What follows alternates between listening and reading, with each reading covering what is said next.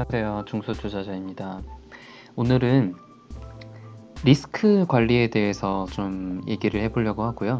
주제는 최악을 생각하라는 타이틀을 좀 뽑아왔어요. 최악을 생각하라. 네. 주식시장에서는 항상 이 최악을 항상 고민을 해야 되는 것 같아요. 리스크를 항상 생각을 해야 되고. 왜냐면은 나의 돈이잖아요. 나의 돈이고 이 돈을 버는 것도 물론 중요한데 돈을 잃지 않는 게 더 중요하다고 생각을 합니다. 그래서 일단 리스크란 무엇일까에 대해서 고민을 해볼게요. 리스크는 뭘까요? 리스크는 위험이잖아요, 한국어로. 위험은 예상치 못하게 하락하는 상황이 발생을 했을 때 리스크라고 이제 얘기를 하죠. 리스크는 뭐 다들 알다시피 체계적인 리스크가 있고 비체계적인 리스크가 있어요. 체계적인 리스크는 시장 전체가 폭락하는 그런 상황을 얘기를 하는 거죠.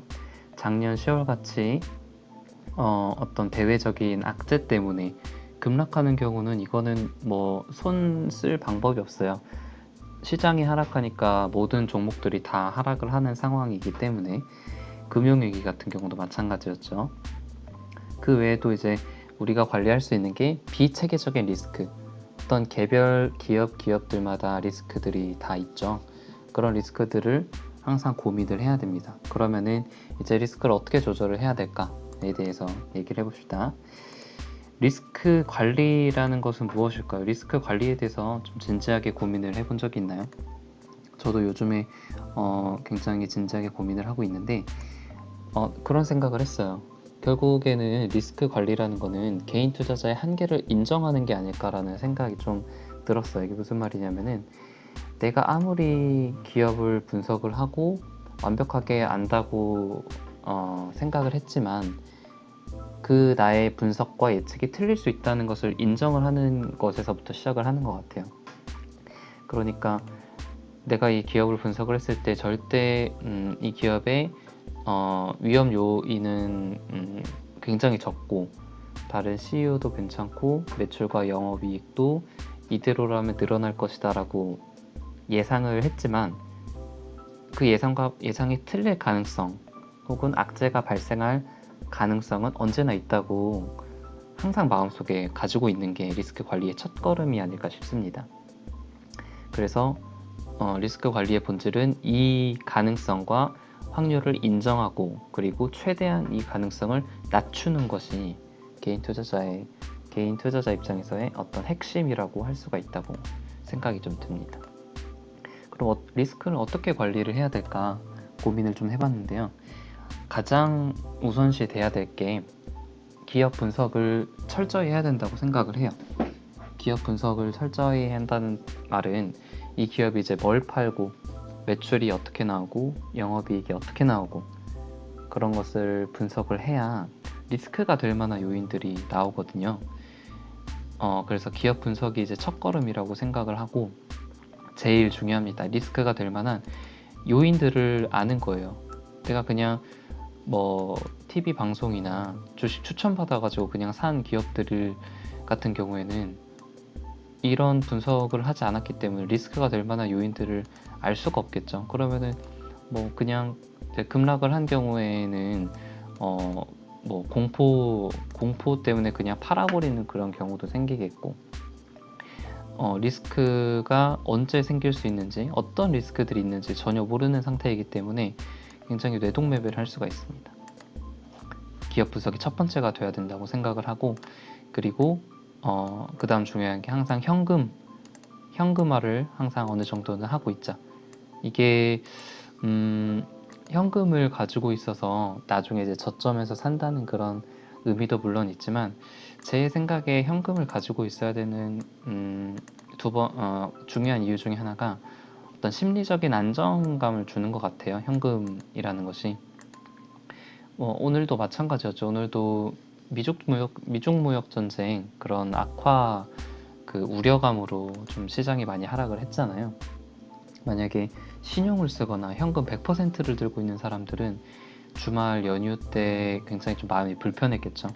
근데 만약에 현금을 가지고 있었던 사람들은 오히려 어떤 기업들을 더 저가에 매수할까 하는 그런 어떤 심리적인 안정감을 가질 수가 있게 돼요. 그래서 항상 현금화는 리스크 관리 측면에서도 그렇고 마인드 관리 측면에서 굉장히 중요한 것 같습니다. 물론 현금화를 가지고 있으면은 수익금이 감소할 가능성이 있지만 이거는 당연히 약세장이나 횡보장일 때는 현금이 반드시 필요하고 그 수익을 얼마나 많이 내는지보다 그 자기의 돈을 얼마나 잘 지키는지가 첫 번째라고 저는 항상 생각을 하고 있습니다.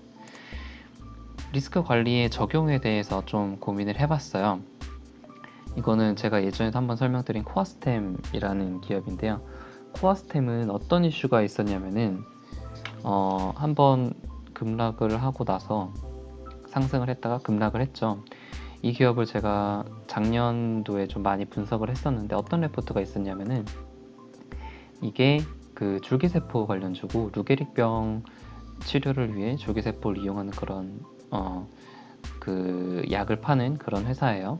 근데 이게 올해 국내 건강보험 등재 이슈가 있었습니다. 국내 건강보험. 그러니까 지금은 비보험이에요. 비보험이면은 제가 뉴스 보기로는 한 몇 천만 원 정도 이 약을 치료를 받는데 그 정도 드는데 만약에 건강보험 등재가 되면은 드라마틱하게 치료비가 감소하겠죠.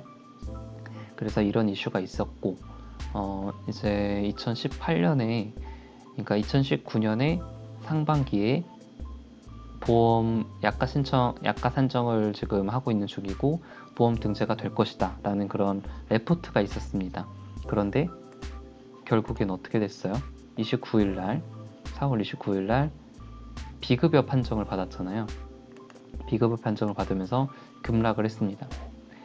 많은 사람들이 이 기업을 투자한 사람들이 많지는 않겠지만 이 기업에서 이제 배울 수 있는 거는 이제 건강보험 등재가 될 거라는 어떤 호재를 기다리고 매수를 한 사람들이 대부분일 거예요. 이 기업의 어떤 주된 가치가 뉴로알타라는 그런 치료제였으니까.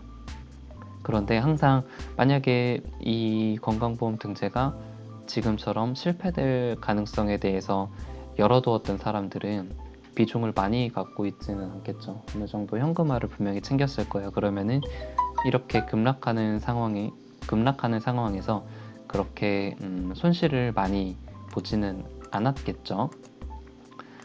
두 번째입니다. 이거는 피해 본 사람도 많겠지만 많을 수도 있고 적을 수도 있지만 아난티라는 기업이 북미 정상회담 결렬과 함께 급락을 했죠. 엄청나게 하락을 했어요. 이것도 마찬가지예요. 미중 무역 전쟁이 잘 될 거다라고 기대를 하고 만약에 비중을 많이 들고 있었던 사람들은 복구하기 힘들 정도로 큰 하락을 맞이했을 겁니다. 반대로 안 될 수도 있다고 가능성을 크게 둔 사람들은 매도를 했거나 아니면은 굉장히 소액만 갖고 있었을 거예요. 그런 사람들은 피해를 크게 보지 않았겠죠. 그래서 이 요약될 수가 있어요. 항상 최악을 생각하자. 그 뉴로알타가 보험이 적용될 거라고 기대를 많은 사람들이 하고 있지만 적용되지 않을 가능성은 혹은 북미 정상회담이 안 좋게 나올 가능성은 오늘과 같이 미중무역 전쟁이 결렬될 가능성에 대해서 혹시 그 가능성을 열어두고 그거에 대한 비중 조절을 한 사람과 안 한 사람은 투자금 측면에서도 어떤 마인드 측면에서도 굉장히 다른 투자 매매를 할 수 있다고 생각이 좀 듭니다. 그래서 중요한 거는 어느 정도의 현금화가 중요하다고 강조를 다시 한번 드려요. 두 번째 그 리스크 관리는 고점 리스크예요. 고점 리스크. 물론 오르는 종목들이 더 많이 오를 수도 있고 상승 추세가 이어지는 한 계속 오를 가능성이 있지만 항상 우리는 고점에서는 리스크 관리를 해야 돼요. 이거는 이제 메지온이라는 기업인데 15만 원에서 11만 원까지 하락을 했어요. 급락을 했죠. 이거는 그 유데나필 임상 발표가 4월 중순경에 예정이 되어 있었는데 데이터 정리 문제 때문에 6월 말로 그 임상 공개가 미뤄졌어요. 그러면서 급락을 했는데 이것도 마찬가지예요. 물론 이 기업의 가치가 굉장히 더 많이 갈 가능성이 높고 그렇지만 고점에서는 임상이 물론 실패할 가능성이 저는 낮다고 생각을 하지만 누가 딜레이가 될 줄 누가 예측하고 누가 알았겠어요. 예측하기 힘들었겠죠. 하지만 그런 가능성, 너무 고점에서는 보통 이런 일들은 항상 고점에서 일어나고요. 저점에서는 그런 일들이 일어나는 경우가 많지는 않은 것 같아요. 특히 고점에서는 이런 악재들이 많이 발생을 하기 때문에 항상 비중 관리를 해야 된다. 저는 개인적으로 메지온을 오히려 지금 매수를 해서 수익 중인데 이거는 약간 코롱티슈진이랑은 좀 결이 굉장히 다르잖아요. 코롱티슈진은 임상 시험이 중지가 됐잖아요. 중지. 다시 못할 수도 있는 상황이고 하지만 메지온은 임상 시험이 다 끝났고 데이터도 다 모았는데 지금 데이터를 어떻게 보면 데이터링을 하는 과정이에요. 데이터를 조금 더 예쁘게 만들어 가지고 임상 결과를 하려는 그런 과정 중에 있기 때문에 만약에 다시 6월 말 가까이가 된다면은 기대감을 갖고 오를 가능성이 높다고 생각을 해서 저는 다시 매수를 했습니다. 아무튼 결론입니다. 리스크 관리는 항상 리스크들을 생각을 하고 최악을 생각을 하고 어떤 악재들이 발생할 수 있을까에 대해서 생각을 해야 돼요. 어떻게 하면 기업이 오를 수 있을까? 호재가 뭘까에 대해서 찾는 것도 중요하지만 그거 못지않게 악재에 대해서 생각하는 것도 굉장히 중요하다고 생각을 합니다. 그래서 고점에서는 어느 정도 현금화를 하는 것이 나의 계좌를 지키는데 아주 도움이 된다. 최악을 가정하자에 대해서 좀 말씀을 드렸습니다. 네, 이상입니다.